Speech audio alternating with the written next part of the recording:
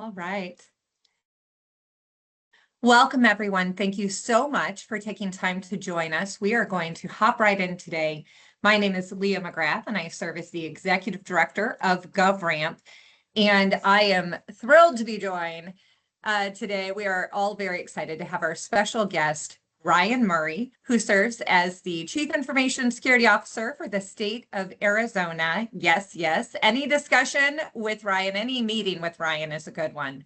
So we are just thrilled to have him along today as well. And of course, our leadership team from GovRAMP and from our PMO with Jessica Van Eerdy, David Bressler, and Fred Britton. So we were reflecting a little bit as we were getting ready for today's meeting. This is our 6th working session that we have held this year. We started these, if you recall, or if you're new to this, welcome.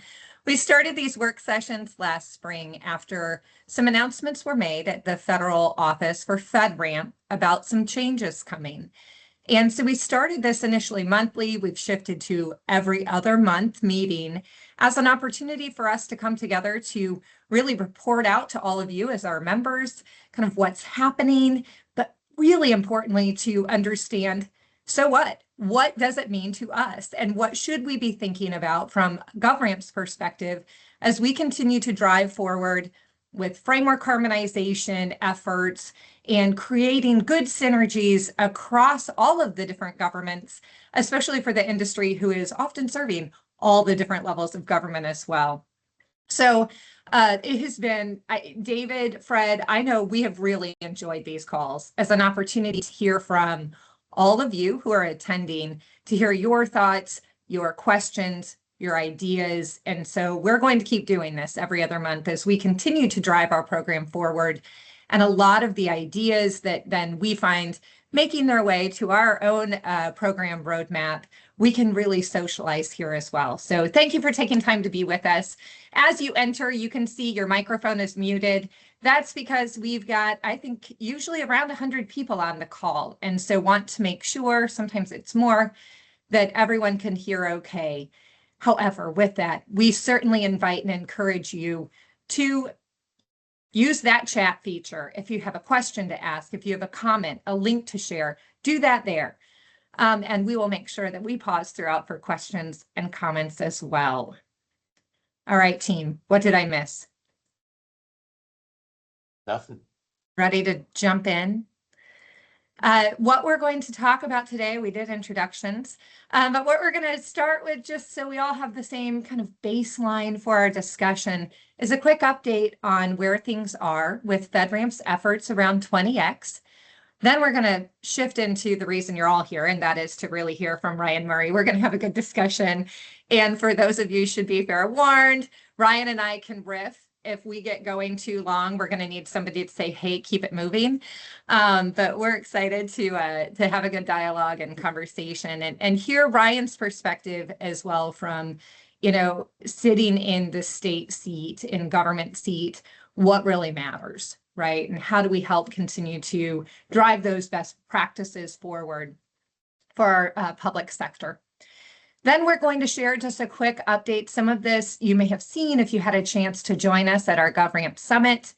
And then we'll talk just next steps and things to be aware of, and a few save the dates for some great events happening in 2026. So with that, we will jump in. So kind of updates and discussions regarding FedRAMP, 20X, Rev 5, all sorts of things. Two things have happened, and Fred and David, I'll call on you here, but there have been two big things that have happened since the last time we met in September. First, September 24th, we were fortunate to attend the Alliance for Digital Innovation hosted FedRAMP Director Pete Waterman, who just gave an update on what's happening and the 20X updates. And then I think it was the very next week, the government shut down. So those are the two big happenings. And both have some impacts that we wanted to speak to. David, what were some of your takeaways as we think about that September 24th meeting and any implications, with the shutdown? I think the biggest takeaway for me was the KSIs have been updated. to reflect some lessons learned out of that 20X pilot. Some of them were withdrawn, some of them were updated, new ones have come in. That, and the announcement that phase 2 is starting.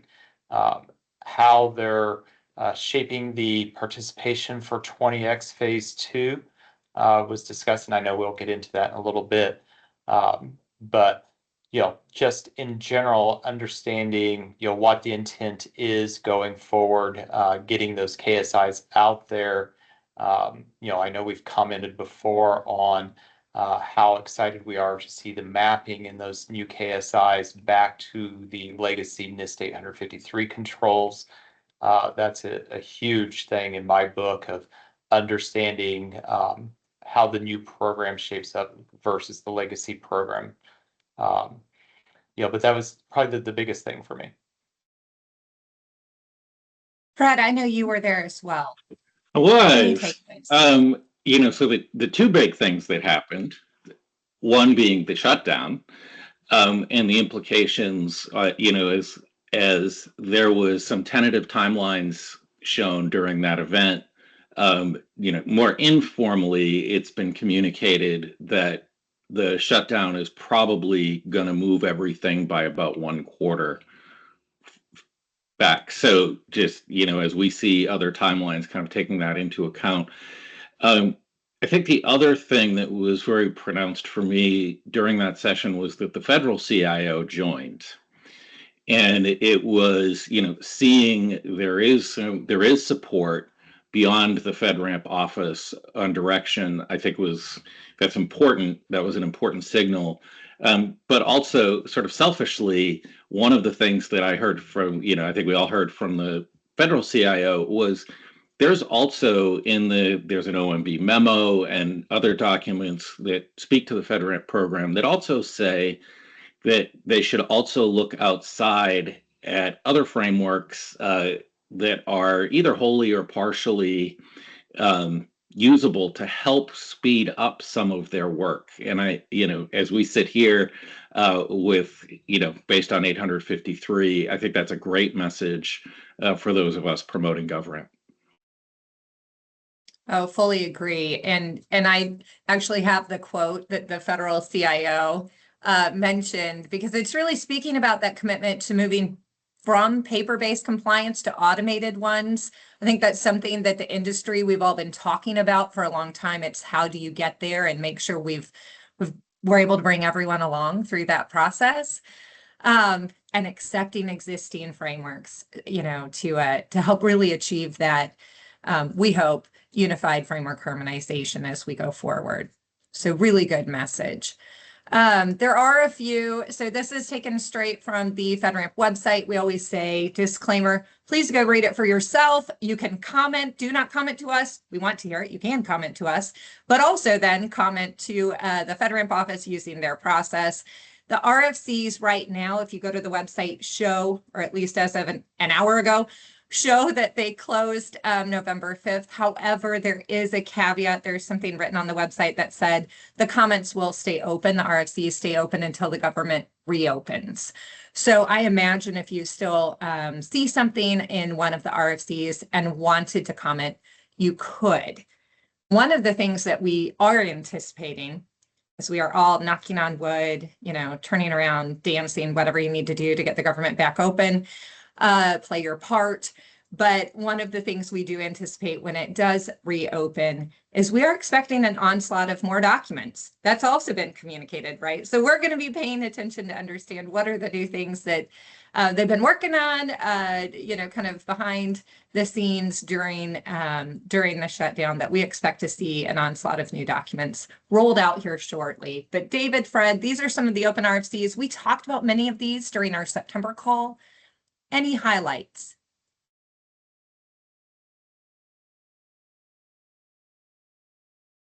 Helps if I'm off mute.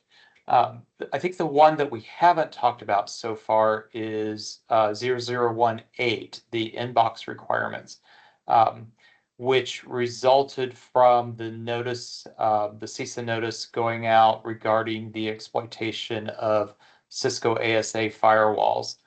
And when the data call went out, there was a lot of bounce backs from those inboxes at service providers. So this is really just a call to keep your contact information updated with the FedRAMP office. And please also keep it updated with us too.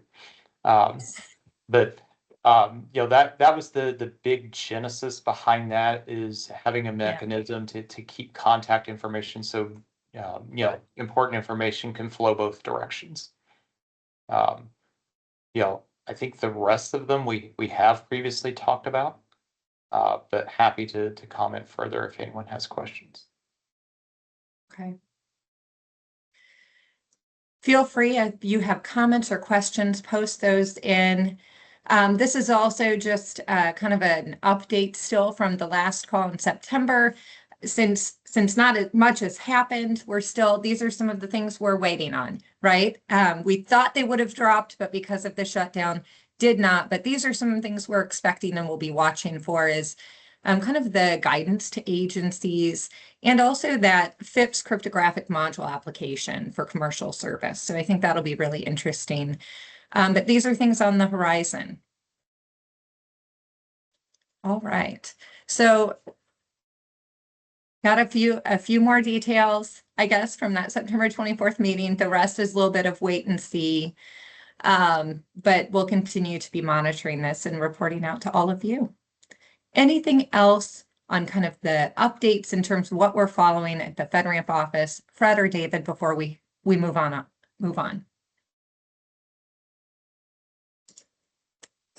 Seeing none. Nothing I from think this it's time corner, to get to the star of the show. That's right.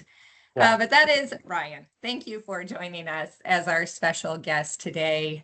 I don't know, before we hop into the discussion, if you'd like to say anything. We certainly appreciate your leadership and all that you do for the community.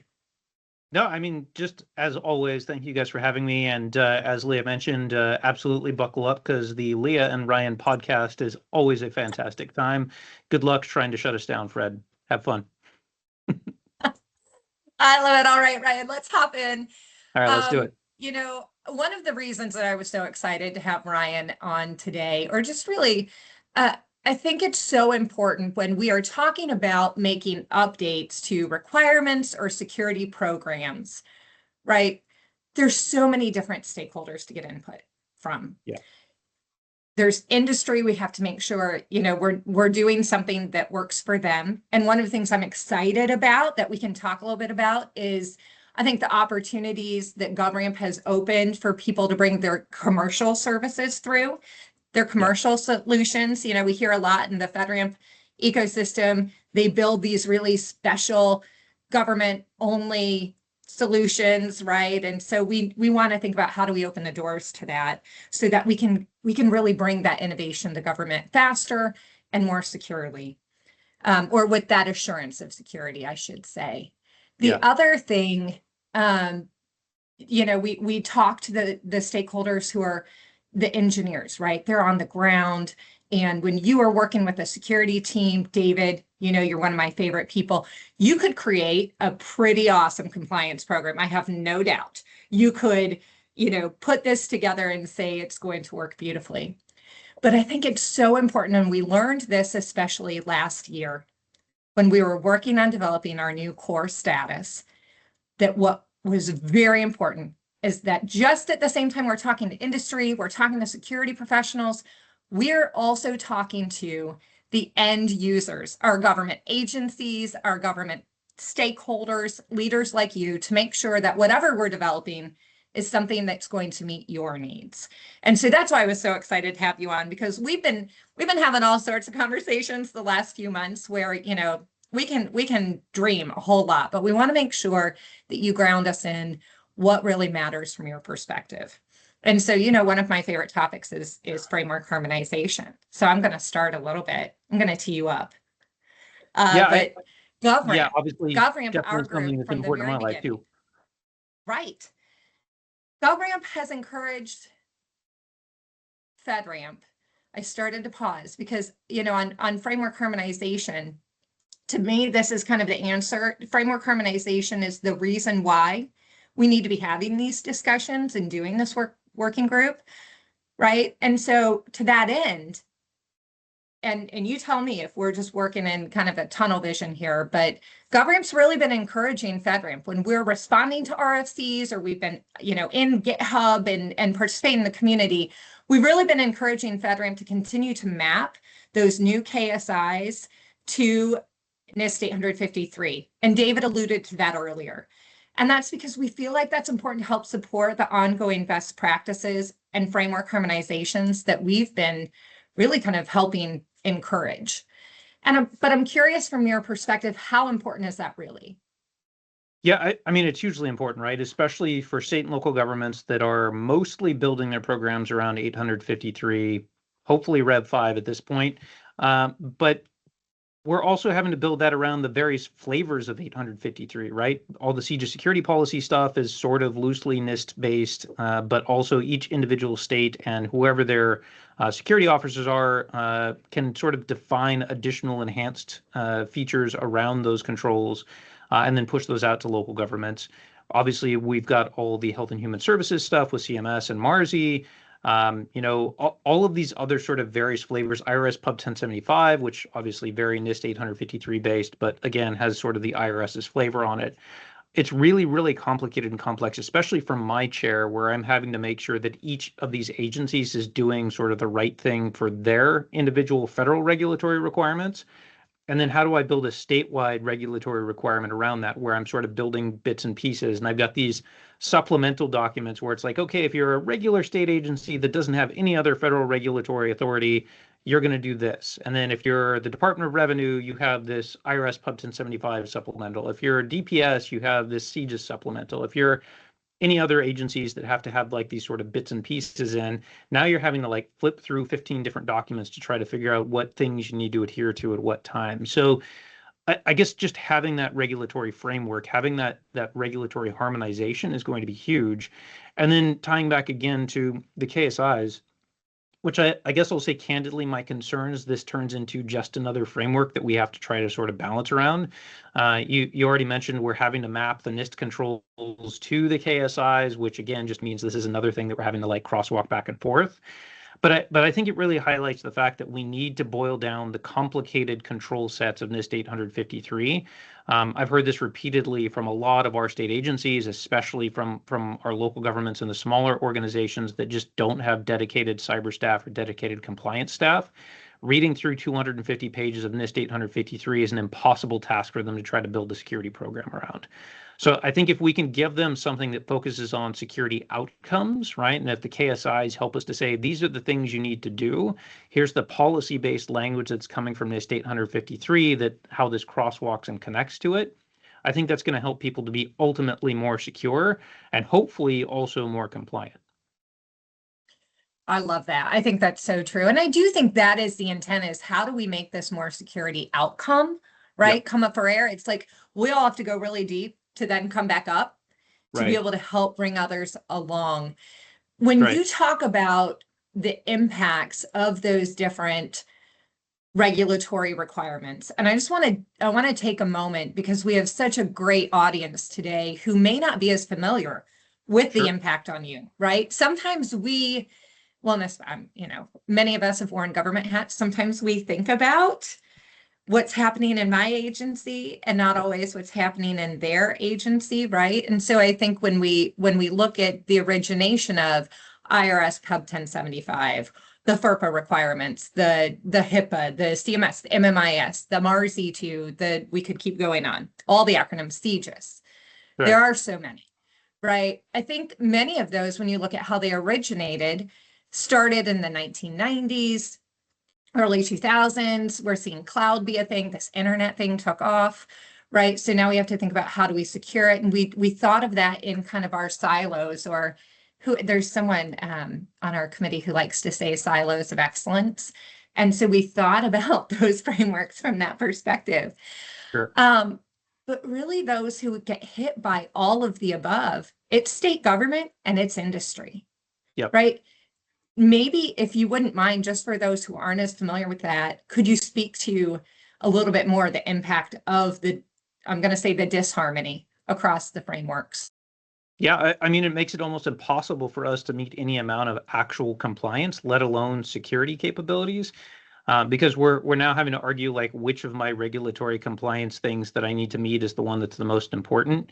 And obviously, I come from Department of Revenue. I was the CISO there for several years here in Arizona. So RS Pub 1075 is kind of my fallback. And frankly speaking, talking about it in terms of business risk of if the Department of Revenue is not compliant with IRS Pub 1075, obviously there's an audit and an assessing process.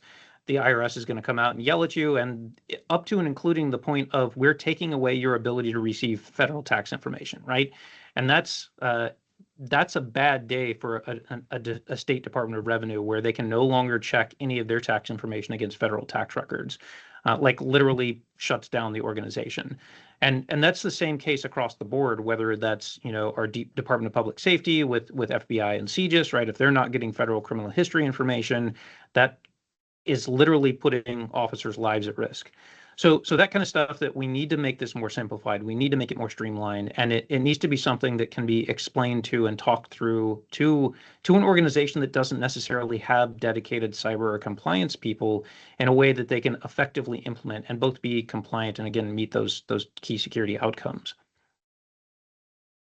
And you're audited, states are audited by all these, you mentioned it, right? So you've got multiple audits coming through looking at the same things, just using a different parameter they've got a definition or different ruler lens. it's a different colored ruler that they come out and measure us There you against go. the same, inches and yards and feet, right? We all need the same crayon box. That's For right. the providers, then you think about the vendors you're working with, right? That you're partnering Yeah. with. How do all of those different regulations flow to them? Yeah, I mean, probably even more complicated for them because they're not living in it every single day like we are as government employees, but they're having to meet the same requirements, whether that's through our policies, through the regulatory requirements as a contractor of those state agencies. They're going to be probably even in more turmoil. And frankly speaking, they haven't built this technology with that in mind. In most cases, you mentioned at the head of this that there was sort of like the consumer grade, commercial grade side of things and the government grade side of things. And a lot of organizations are only doing that if they do business with the federal government, right? So if they're only doing business with state and local government, they don't have a government cloud environment they build into.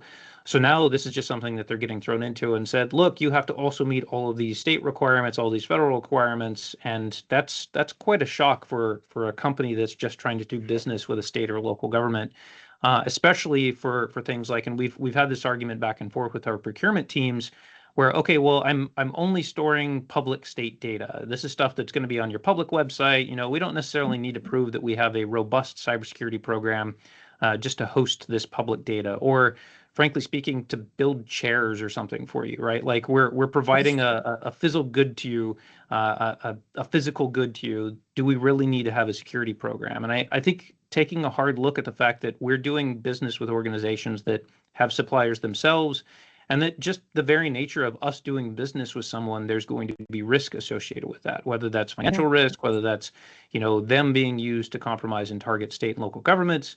There needs to be this sort of higher standard if you're going to be doing business with government and understanding what that looks like and making it as easy as possible. Because the other thing that we absolutely don't want to do is let's just shut down all industry and say we're not doing business with anyone and we'll do it ourselves, because we're never going to get anywhere that way either. Yeah, it definitely is a partnership, right? And I think, oh gosh, something that you said, I was thinking, often when we think about where our critical infrastructure resides, right? It's state and local government that we've got to make sure that, especially at the local level, right, with some of that critical infrastructure, K-12 schools, right? I was listening to someone discuss this, and they said it's like, we know China is going after our K-12 schools, and we've left them on their own to try to defend it. And so I think it's how do we then make it how do we simplify something that is incredibly complicated? How do we simplify that for the vendor community to be able to partner with and bring that innovation forward? Which I guess brings me full circle to where we started with NIST 853 can be a nice translator for that. Yeah, for sure. I mean, it's again a solid framework, a solid foundation, a baseline of Yeah, controls that we've all agreed. Like NIST has some smart people that work for them. They've all yeah, agreed that these are sort of the foundational controls that we need to have in place to have a functioning security program. And sure, we can debate round and round if that's like still yeah. true. But the fact that it's continued to be maintained and updated, and there's continuing to be smart people that are looking at this from the threat perspective of what the bad guys are doing out there, and the vulnerability perspective of what are we continuing to fail at when it comes to securing, protecting, and Right. defending the data in our systems, and what do we need to do to put stuff in place to prevent those two from touching each other. It's still a relevant framework, and I think continuing to build on top of that is going to be huge. And again, we just need to figure out a way to make it simpler for those that are getting attacked just as much as everyone else, right? Those small businesses, those small local governments, That's they're right. just getting trashed. And saying like, here, figure out 300 pages of NIST. This is how you're going to make Yeah. yourself secure is absolutely not the right way to go. I think one of the things we've really appreciated is, and this came at the direction of leaders like you and those on our standards and technical committee as well, is really leveraging that MITRE ATT&CK framework study that helped assign risk protection values to the NIST controls so that we could really understand, okay, what's the hierarchy? Not everything is equal. We know that, right? Yep. So how do we make sure we're focusing on what's really going to have the greatest bang for your buck and security outcomes? Yeah. So I think that's, and I'd love to see more work like that continue. Yeah, and it's going to continue to shift, right? Because we know threat actors are going to change Yeah, tactics as we put controls in place, and it's always going to be yeah. sort of fluid and moving. So it needs to be Mhm. something that, while the NIST controls are going to be sort of static, we need to understand which of those controls are more or less priority given what the threat actors are doing, and as vulnerabilities get addressed internally, we need to have that sort of that touch point between those two things and have that be a little bit more fluid. And again, focusing on that risk-based aspect of which of these things is better or worse now, given current state of affairs. It's something that I know the team has always sort of struggled with as we talk about, NIST has all of these controls and you've got low, moderate, and high, but it doesn't say which of these should I do first. And I know, not to throw another framework in here, but obviously CIS has their top controls. They do have those implementation groups to say, like, these are the things that you should be focusing on first, second, third, fourth, et cetera. And I think building in that MITRE assessment into the NIST controls helps to do a very similar function. I would agree. No, I would agree. I guess some of what we're thinking about, as we think about how do we, when I think about our discussion, right, we're a little bit in this catch-22. We all want to move towards security outcomes. Without framework harmonization, we're a little bit, it feels like a little bit hampered by we still have to be able to demonstrate conformance, Yep. right, and compliance with. Yep. But we all have this desire to move toward how do we translate these requirements to be more security outcome focused. Yep. So as we think about moving toward more of that continuous authorization model, right? Which Yeah. I think is the dream. Everybody wants to get there. The Yep. question is always how and how do we make sure we're not leaving people behind, right? Right. But as we think about moving toward that continuous and automated authorization, what are some things that, just kind of things we should be keeping in mind? Are there things that are still really important from a documentation standpoint or human in the loop type concept that we want to make sure that would be helpful for you? Yeah, I mean, one of the critical things that still continues to come to mind and that we still sort of deal with is we're assessing controls, but not necessarily who's responsible for ensuring that they get implemented, right? Especially as we're talking about cloud service providers. A big part of that is that overlap of, look, we're assessing I'll say the infrastructure, the technology within the cloud environment.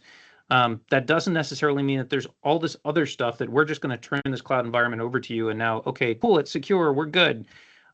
No, we need to make sure that the customer, us, are doing our due diligence to make sure that we're effectively utilizing and implementing those controls in a way that makes sense. So I think clearly defining those things as part of the assessment process is going to have to be huge. And obviously there's going to be some discussion and debate about what that looks like. And the providers may say, oh no, that's on you guys to figure out. And we're going to say, no, it's on you to figure out. And that'll be contractual and procedural things that can get ironed out. But I think having that more clearly defined, or at least having it be part of the conversation, is going to be critical. That makes sense. We heard that quite a bit. David, I'm going to pull on you. We've heard that quite a bit, actually. In Rev 5 package, it's Appendix J. For us, it's part of our OCM, and that's that. Now I'm going to throw out more acronyms, our CIS and CRM, right? Like The customer there's responsibility matrix, the control implementation summaries. Yeah, it's very important. We hear it from Ryan's team. We hear it from other participating state governments. Whenever we're talking to a new government that wants to adopt GovRAMP, we hear, do you have something like this? Because it is so important to us that we understand what our responsibilities are. So I'm very glad you raised that, Ryan. Yeah, and not just for us, right? Because I think the security teams get it, right? We'll look through those documents. We'll say like, oh, we get that you guys are implementing these controls, we're implementing these controls, but we need to be able to hand something over to the IT teams that are actually implementing this stuff to say, here's the things that you need to go turn on and make sure that this is actually getting implemented on our side. And then having that feedback loop to come back and say like, look, we turned it on, it's done, we've assessed it, or GovRAMP has assessed it, we're good to go. Yeah, that makes sense.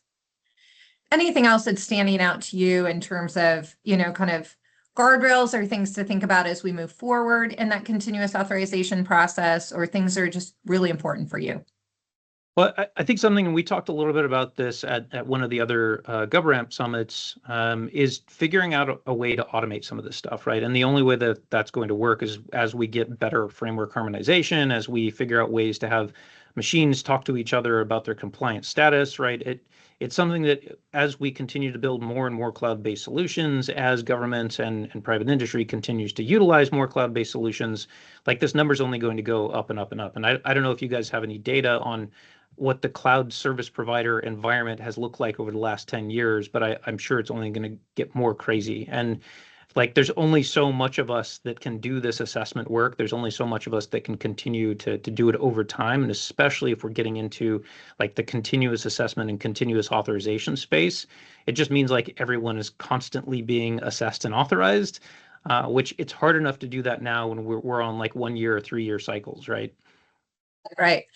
Well, I think, and we have our continuous monitoring escalation policy, right? So for those in our program on a month-to-month basis, but if you have that continuous authorization, I keep in my mind thinking like we need the GovRAMP GPT, right? Where it's just that, and we know there's so many great solutions out there that kind of do this too, but it's on the compliance side, it's on the security side that's just saying, hey, heads up. Right. I think about Log4j, and if we had that then.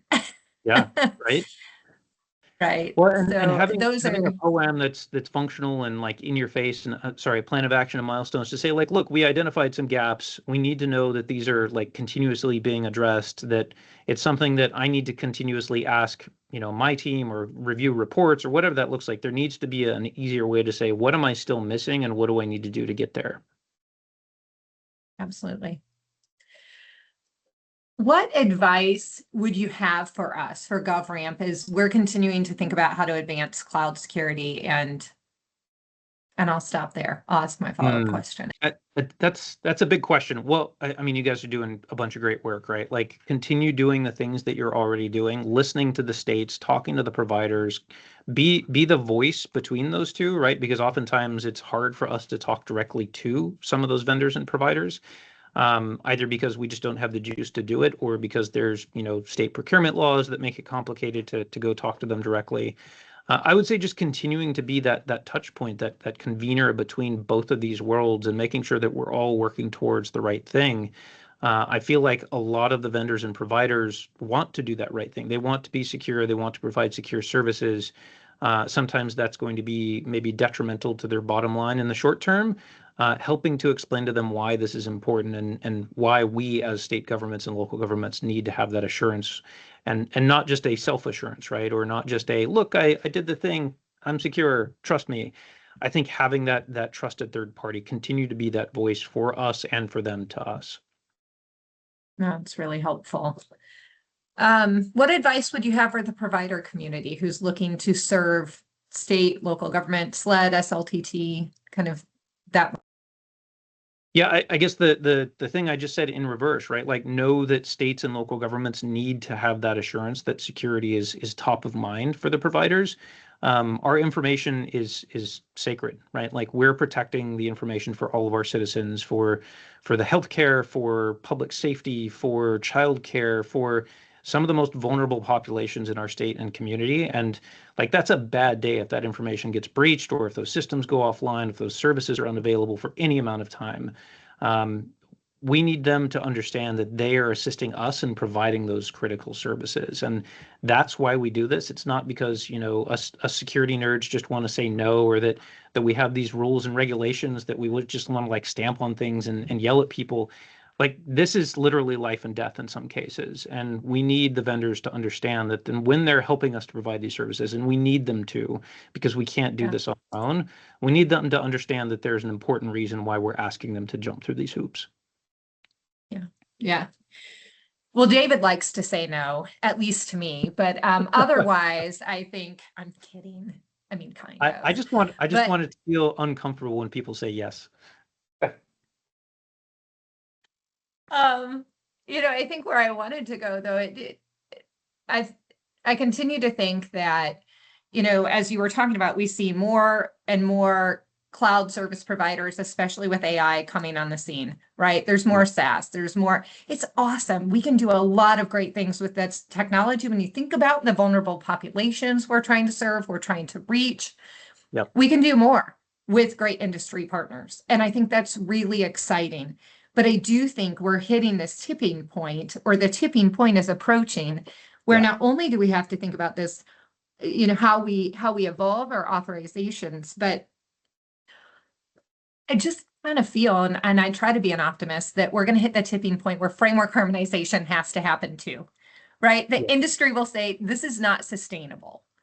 Yep. That, I think it's been one of and we had a really good conversation about this last March. We're doing it again.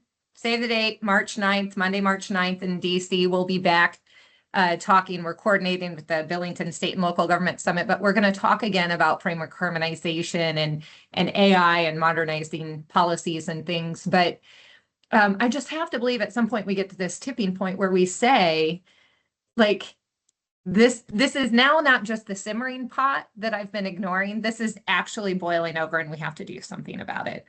Yep. But how is the hard thing, right? Like, how do you get all of these people in the room to make it happen? And I don't know if you have any ideas or suggestions, or just, words of wisdom to impart to all of us. I mean, that's a big one. How do we get people to do the things that we've been yelling at them to do for decades now?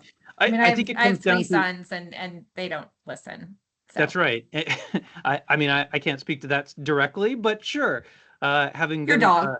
having been a son myself for 40 something years now, can confirm. Mhm. I think it's going to continue to be, how do we incentivize people to do the right thing, right? That's always been sort of the poke at. We're putting out these rules and regulations. We're saying that these security controls need to exist, and here's why. But until we can find a way to incentivize people to do the right thing, it's always going to be those competing priorities. If we're balancing out profit and revenue generation versus security, if we're balancing out putting out a new feature versus security, that's always going to be a competing priority that makes things complicated.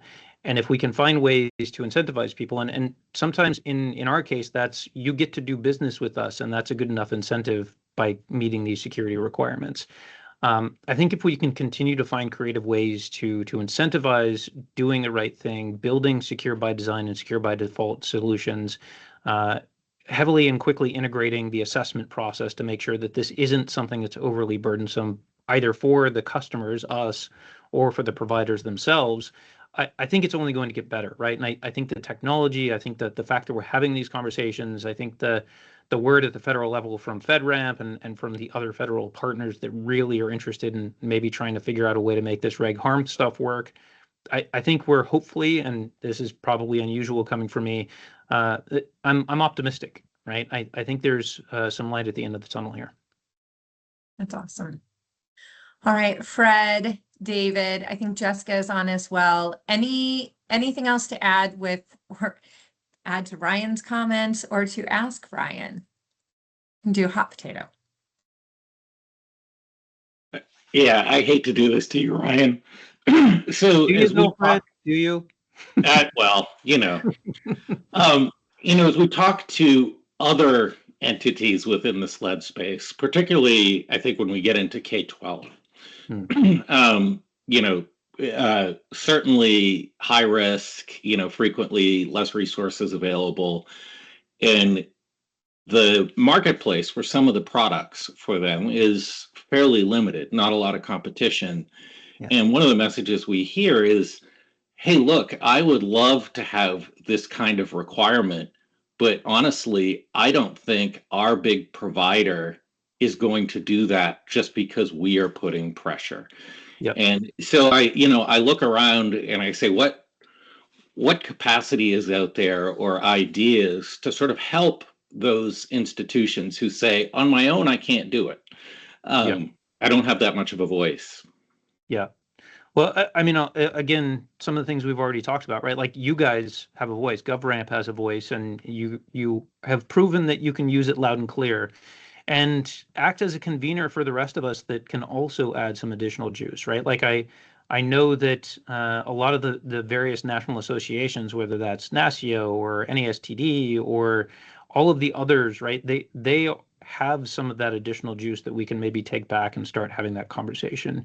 And I think it continues to get back to that incentive conversation of like how do we help them to balance out and understand that this isn't necessarily going to make your product less profitable. This isn't going to make your company less profitable. In fact, hopefully it will make your company more profitable.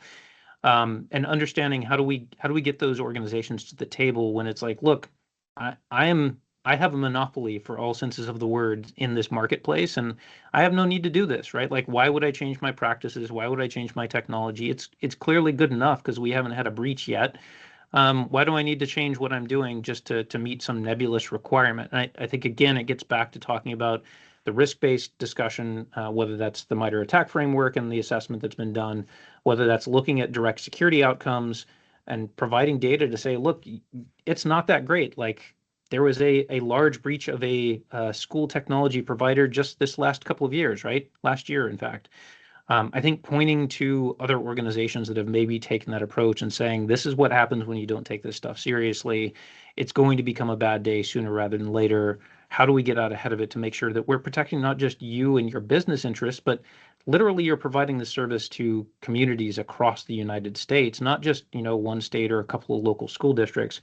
And when those school districts get impacted, that is the entire community that gets impacted. That's oftentimes people forget that schools are not necessarily considered critical infrastructure, but for that community, they are. Having grown up in Arizona, my mom was a school teacher for 30 years, and I worked for a school district for about a decade. It's oftentimes the only place these kids get a meal for the day. It's the only place, especially in rural Arizona in the middle of the summer, where they have electricity and air conditioning for the day. It's a bad day if that school gets taken offline and they're not able to provide instruction for those students. And I think if we can paint that picture for these technology providers that are providing these critical services and say, look, this is more than just student records. This is you providing a livelihood and a safe space for millions of communities across the U.S. Maybe that helps to change their mind a little bit. Thanks, Ryan. Ryan, anything else for the good of the cause before we hop into kind of our final updates? I don't think so. We I think did have a touched on comment everything. that was pretty interesting, but yeah. Yeah, I think we touched on everything, right? Just like continue to stay in the conversation, continue to convene all the people that can help make this better, and work hard and stay in school and keep doing the things. I love that. We did have a thought that came in that I thought was interesting, and it says kind of less question and more of a thought. Has anyone thought about maybe producing a more comprehensive and updated book of guidance on recommended implementation strategies to cover each control? That would make it easier for CSPs to achieve the required state of compliance, allows for collaboration between OMB, FedRAMP, GovRAMP, and CSPs to reduce risk via more consistent NIST 853 compliance, and it keeps conversations open between all stakeholders to continue compliance efforts that is informed by best practices and the latest identified threats from CISA and other agencies. Thank you, Drew, for that comment. Ryan, David, Any reaction? I'll take first stab of it. So I guess better understanding what is meant by recommended implementation strategies. Like, are we saying if you use this specific piece of technology, then you will have implemented this control effectively, kind of thing? I was reading this as to when it popped up as relative to probably, David, that control implementation summary that is part of our workbook. Well, So my there's guess that- is related to the technology and implementation I- of the control related to that. Kind of like Does it what sound- Ryan, yeah, kind of like what Ryan was talking about earlier regarding the NIST 853 framework. There's a really great set of fields in that handbook or that guidebook that is the NIST discussion. That for me, I love how NIST reframed that component between Rev 4 and Rev 5 because in Rev 4 it was called supplemental guidance. In Rev 5 it's called discussion. And they changed the language quite a bit of it to be more thought-provoking around that of here's the mind frame you need to be in when you're looking at this control. Here's the mind frame you need to be in as you're analyzing your compliance with this control. Because as you think about the differences between if I'm hosting a system in my own data center, if I'm hosting it in Azure, if I'm hosting it in AWS, the way you implement it may be different, but the net outcome, and getting back to outcomes focus, is the same. You've complied with control, you are more secure in that way. So, and then thinking about the question here as far as, the reference to OMB, FedRAMP, GovRAMP, I'm going to expand it further with CGIS, Mars E2, et cetera. Part of that starts with, the Uber crosswalk, if you will, of understanding where the high bar is across the board. GovRAMP as one of our projects that we've taken on kind of behind the scenes this year with one of our folks who's doing an internship with us is building out some of that framework right now. So the next step with that is identify where the high water mark is and look at the different ways of complying with that or implementing it. So have we taken it that far yet? No. Are we headed in that direction where we can? Yes. And we have for the CGIS aligned overlay, just to kind of be clear, right? Because what you're really talking about is the control implementation or parameter requirements at the control level. Yep. And we may have covered more than you meant to there, Drew. And if we didn't capture what you were intending, please feel free to comment or raise your hand and we can have more discussion. As we go forward, I did want to give just a few minutes to talk about what's coming next. You would have seen this probably if you attended our private sector meeting with our members, but we've had this slide on a few different calls. And so this is really some of the things that we have on our roadmap. Speaking to a little bit of what David did there, what we have on our roadmap that's coming with our program, and we'll continue to iterate this and share this with you. Just a few notes that I would call out as we head into the new year. I cannot believe we're talking about January 2026 truly being around the corner, but just a reminder for those in our Progressing Security Snapshot program, we did make some changes. The Standards and Technical Committee adopted, the board adopted some changes to that program that really encourage momentum moving, right? Because if you're familiar with our program, we have a step program. It's not, are you authorized or not? It's where are you in your security journey so that really state leaders like Ryan and our participating governments can make risk-based decisions that are truly right for them in terms of that kind of transparency in the security journey. So our Progressing Snapshot changes that were made to that program go into effect in January.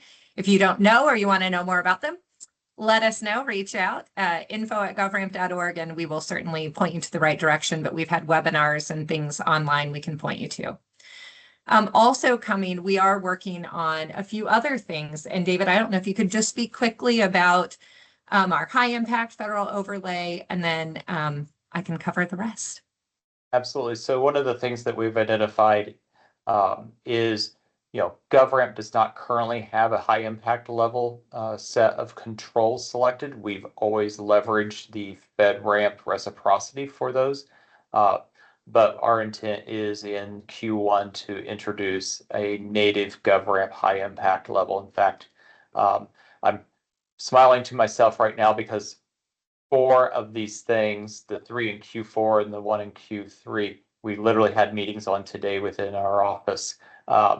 So the high impact is coming so that we'll be able to support Ryan and other governments that have high impact systems that are native to them that aren't in use in the federal government. We're also looking at pathways between a GovRAMP authorization towards a federal authorization. Where are those deltas between the two? What additionally needs to be assessed that wasn't assessed in that initial GovRAMP assessment that was important to the federal government? That looks to be about 9 controls plus Appendix Q from FedRAMP for those of you who are familiar with it. And then additionally, our updates to the CISO aligned overlay.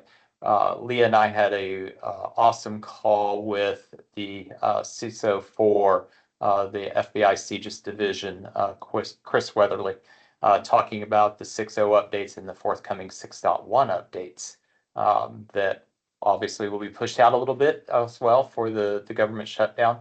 But one of the things, as Ryan was talking about the MITRE attack scores and matrixing against the 853 that came to my mind was that's actually how CISO sets their prioritization for doing assessments, is using that same framework that we leverage for designing our programs. They leverage that same framework to say, this is a priority 1 for assessing in the 3-year cycle. This is a priority 2. This is a priority 3.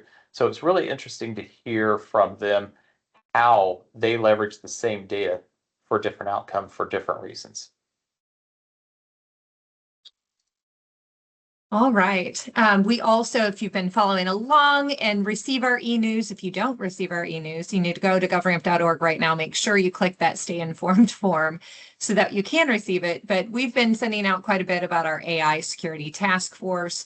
We are working on working with the task force, and Ryan is on our executive council. So thank you, Ryan.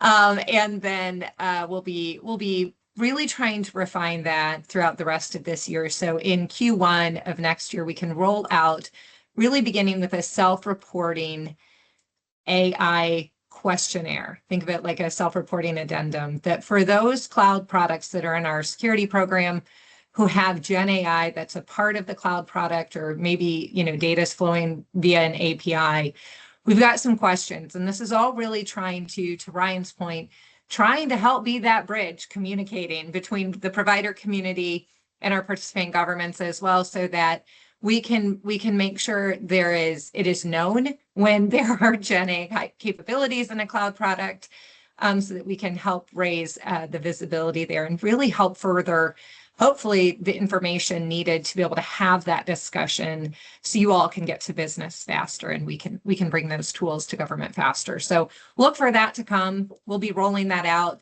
To that end, you'll start seeing AI as a trigger for a significant change notification as well. And we'll be looking at ways to add that to our authorized product list and progressing product list that's public on our website, so folks know when that questionnaire has been completed and that there's some AI involved here. Those are the big highlights. We can talk more in subsequent meetings, but we wanted to have that on your radar.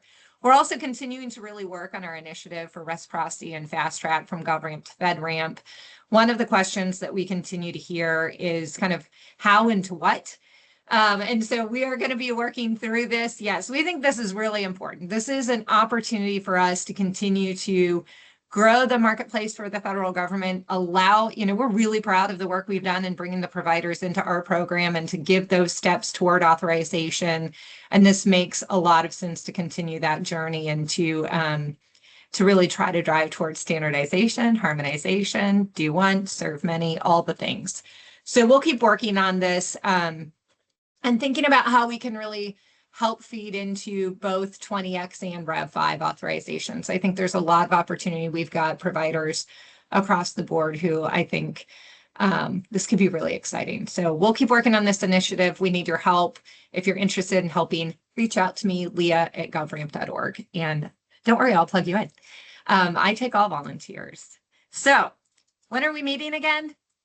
Stay tuned. We'll let you know. We are working on our calendar for 2026 right now. So we will be sending out a notice as to when we will host our first working session in 2026. But we want to continue doing this as we continue thinking through what's next for our program. We want to do that in a forum like this where we can really hear from all of you as well. So this is your chance. I'm closing out here. So this is your chance. If you have a question or comment, you haven't posted it yet, do so now.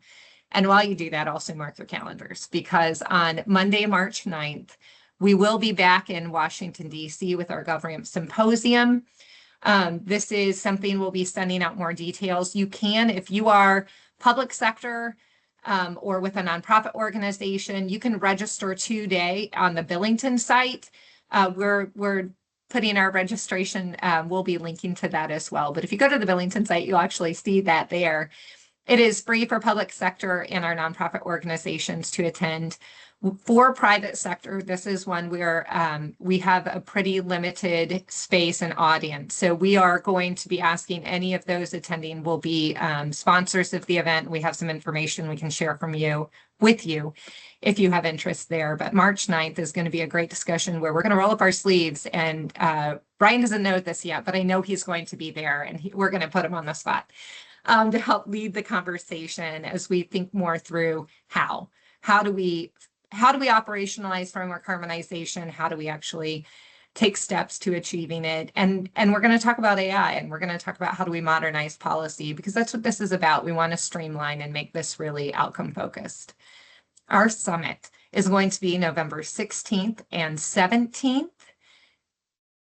Location, we are so close to signing the contract. I'm going to tell you about that later. This will be your teaser, so you have to come on to the show or to this event next time. But do mark your calendars. We're going to be in a great location. We're so excited, November 16th and 17th for our annual Cyber Summit. Anything else, gang, to add to the conversation? We have 2 minutes to spare. Oh, I do see a question from Dave. Yes, we do have a draft of our AI questionnaire. We sent it out for a survey, but we've been making some notes since the task force met last, and I'd be happy to send you kind of where it is right now. So Chandler, let's make a note. I'm going to get with you so that we can send out the latest and greatest, and we can send that out as a follow-up to today's call to all of you. Any other questions or comments? I'm just staring at the chat now.